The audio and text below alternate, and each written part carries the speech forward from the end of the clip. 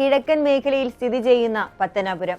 2026 കേരള നിയമസഭാ തെരഞ്ഞെടുപ്പ് അടുക്കുമ്പോൾ ചൂടേറിയ രാഷ്ട്രീയ ചർച്ചകൾക്ക് വഴിവെക്കുന്ന മണ്ഡലം കൂടിയാണ് പത്തനാപുരം.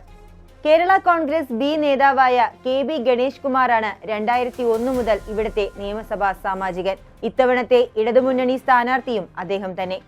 UDFന് വേണ്ടി ഇന്ത്യൻ നാഷണൽ കോൺഗ്രസിലെ ജ്യോതികുമാർ ചാമക്കാല രംഗത്തിറങ്ങും. 2020 S അനിൽകുമാറാണ് NDA സ്ഥാനാർത്ഥി. പോർക്കളം മുറുകുമ്പോൾ എന്തൊക്കെയാണ് പത്തനാപുരത്തെ ചൂടേറിയ രാഷ്ട്രീയ ചർച്ചകളെന്ന് നമുക്ക് നോക്കിക്കാണാം. അടുത്തിടെ ഗണേഷ് കുമാറിന് നേരെ ഭാര്യ നടത്തിയ ആരോപണങ്ങൾ ഇത്തവണ എതിർപക്ഷം ആയുധമാക്കും. പക്ഷേ അതുകൊണ്ട് തളർത്താനാകുമോ കഴിഞ്ഞ 2.5 പതിറ്റാണ്ടായി പത്തനാപുരം കൈയടക്കി വെച്ചിരിക്കുന്ന ഗണേഷ് കുമാറിനെ എന്നതാണ് രാഷ്ട്രീയ കേരളം ഇന്ന് ഉറ്റുനോക്കുന്നത്. ഗണേഷ് കുമാറിന്റെ കേരള കോൺഗ്രസ് ബി 2011 വരെ പത്തനാപുരത്ത് വിജയിച്ചത് UDFനൊപ്പം നിന്നാണ്. എന്നാൽ 2016 21 LDF തട്ടകത്തിലായിരുന്നു കേരള കോൺഗ്രസ് ബി. പക്ഷേ മുന്നണി മാത്രമേ മാറിയുള്ളൂ. ജനങ്ങൾ വോട്ട് ചെയ്ത് വിജയിപ്പിച്ചത് അതേ ഗണേഷ് കുമാറിനെ തന്നെ. ശ്രദ്ധേയമായ മറ്റൊരു കാര്യം, 2001 ഗണേഷ് കുമാർ എന്ന അന്നത്തെ UDFകാരൻ പത്തനാപുരത്ത് വരുന്നതുവരെ അതൊരു ചെങ്കോട്ടയായിരുന്നു എന്നതാണ്. ആ ചെങ്കോട്ടയിലാണ് ഐക്യജനാധിപത്യ മുന്നണിക്കാരനായി സിനിമാ താരവും മുതിർന്ന രാഷ്ട്രീയ പ്രവർത്തകൻ R ബാലകൃഷ്ണപിള്ളയുടെ മകനുമായ ഗണേഷ് കുമാർ എന്ന യുവാവ് എത്തിയത്. അന്നു മുതൽ UDF ആയാലും LDF ആയാലും ഗണേഷ് കുമാറിന്റെ വഴിക്കാണ് പത്തനാപുരത്തെ ജനങ്ങൾ. അത് 2026 അങ്ങനെയാകുമോ അതോ പത്തനാപുരം മാറി ചിന്തിക്കുമോ എന്നതാണ് ഇന്ന് കേരളം ഉറ്റുനോക്കുന്നത്. 2001 9,931 വോട്ടുകളുടെ ലീഡിലാണ് ഗണേഷ് കുമാർ CPIയിലെ അഡ്വക്കേറ്റ് K പ്രകാശ് ബാബുവിനെ തോൽപ്പിച്ചത്. 2006 CPIയിലെ KR ചന്ദ്രമോഹനനെ തോൽപ്പിച്ചത് 11,814 ലീഡിനും. 2011 ഭൂരിപക്ഷം വീണ്ടും കൂടി 20,402 തോൽപ്പിച്ചത് CPMലെ K രാജഗോപാലിനെ. 2016 മുന്നണി മാറി LDFനൊപ്പം ചേർന്നപ്പോൾ ഗണേഷ് കുമാറിന്റെ ഉയരുന്ന ലീഡിന് ഒന്നും സംഭവിച്ചില്ല. 24,562 വോട്ടുകൾക്ക് കോൺഗ്രസിലെ PV ജഗദീഷ് കുമാറിനെ തോൽപ്പിച്ചു. 2021 ഇന്നത്തെ അതേ എതിരാളി തന്നെയായിരുന്നു ഗണേഷ് കുമാറിനെതിരായി നിന്നത്, ജ്യോതികുമാർ ചാമക്കാല. പക്ഷേ രണ്ടാം LDF ഭരണത്തിന് വഴിവെച്ച 99 സീറ്റുകളോടെ LDF ആഞ്ഞടിച്ച തിരഞ്ഞെടുപ്പിൽ ഗണേഷ് കുമാറിന്റെ ലീഡ് മുൻ തിരഞ്ഞെടുപ്പിനെ അപേക്ഷിച്ച് കുറഞ്ഞിരുന്നു. 14,336 ആയിരുന്നു ഒടുവിലത്തെ തിരഞ്ഞെടുപ്പിലെ പത്തനാപുരം MLAയുടെ ലീഡ്. 67,276 വോട്ടുകൾ ഗണേഷ് കുമാർ നേടിയപ്പോൾ ജ്യോതികുമാർ ചാമക്കാലയ്ക്ക് 52,940 വോട്ടുകൾ ലഭിച്ചു. ഇത്തവണ എങ്ങനെ പത്തനാപുരം വിധി എഴുതും എന്നത് ശ്രദ്ധേയവുമാണ്. എടുത്തു പറയേണ്ട ഒരു വസ്തുത, 2024 നടന്ന ലോക്സഭാ തെരഞ്ഞെടുപ്പിലും 2025 അവസാനം നടന്ന തദ്ദേശ സ്വയംഭരണ സ്ഥാപനങ്ങളിലേക്കുള്ള തെരഞ്ഞെടുപ്പിലും ഇവിടെ LDFനെ പിന്നിലാക്കി മുന്നിലെത്തിയത് UDF ആണ് എന്നതാണ്. ലോക്സഭാ തെരഞ്ഞെടുപ്പിൽ മാവേലിക്കര പാർലമെന്റ് മണ്ഡലത്തിൽ വരുന്ന പത്തനാപുരം നിയോജക മണ്ഡലത്തിൽ നിലവിലെ MP-യായ കോൺഗ്രസിലെ കൊടിക്കുന്നിൽ സുരേഷ് നേടിയ ലീഡ് 1,458 ആണ്.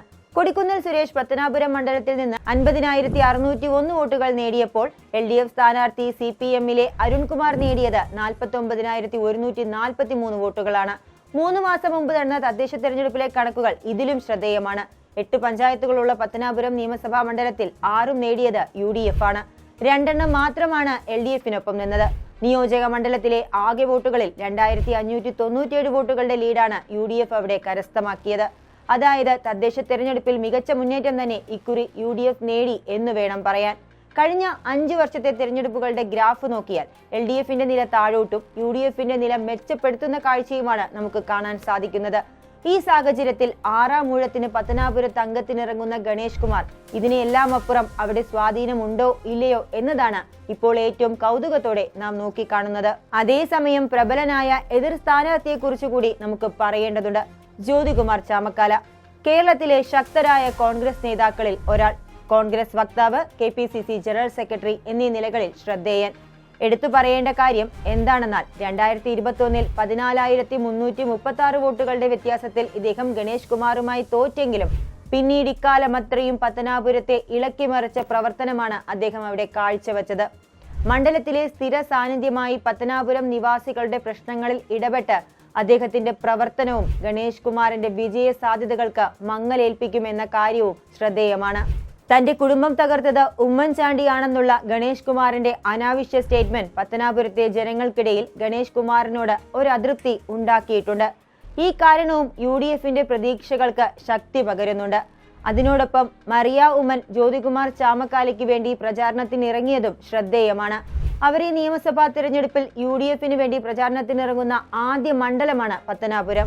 NSS നേതൃത്വവുമായി ഗണേഷ് കുമാർ ഇടഞ്ഞതും അദ്ദേഹത്തിന് തലവേദനയാകും. പത്തനാപുരത്ത് NSS ഗണേഷ് കുമാറിന് എല്ലാ കാലത്തും ശക്തി പകർന്ന ഒരു പ്രസ്ഥാനമാണെന്നോർക്കണം. അവിടെയാണ് ഇപ്പോൾ വിള്ളൽ വീണിരിക്കുന്നത്. ഇക്കുറി അതിനാൽ തന്നെ പല കാരണങ്ങൾ കൊണ്ട് ജ്യോതികുമാർ ചാമക്കാലയ്ക്കുള്ള സാധ്യതകളും ഏറെയാണ്. വലതിലും ഇടതിലും ഗണേഷ് കുമാറിന് തന്നെ കൈകൊടുത്ത പത്തനാപുരത്തുകാർക്ക് വിവാദങ്ങളിലടക്കം പലപ്പോഴായി കടന്നു വന്ന 25 കൊല്ലമായി തുടർന്നു വരുന്ന MLA-യുടെ മേൽ ഇനി ആ പഴയ വിശ്വാസം ഉണ്ടാകുമോ എന്ന കാര്യം സംശയമാണ്. കേരളത്തിന്റെ തിരഞ്ഞെടുപ്പ് രാഷ്ട്രീയ ചർച്ചകളിൽ ചൂടേറുന്ന പത്തനാപുരം ഇക്കുറി ആരെ പിന്താങ്ങുമെന്ന് കാത്തിരുന്നു തന്നെ കാണണം. സ്ഥിരം പാറ്റേണിൽ ഗണേഷ് കുമാറിനെയോ പ്രവർത്തനങ്ങളിൽ മികവ് കാട്ടി ജനസമ്മതി നേടാനിറങ്ങുന്ന ജ്യോതികുമാർ ചാമക്കാലയോ? 2.5 പതിറ്റാണ്ടിന്റെ ഗണേഷ് കുമാർ യുഗത്തിന് അന്ത്യം കുറിക്കുമോ ഇക്കുറി പത്തനാപുരം? കൂടുതൽ വാർത്തകൾക്കും വിശേഷങ്ങൾക്കും ഞങ്ങളുടെ channel like, share and subscribe ചെയ്യുക. കൂടാതെ സബ്സ്ക്രൈബ് ബട്ടണിലെ ബെൽ ഐക്കൺ ഇനേബിൾ ചെയ്യാനും മറക്കരുത്.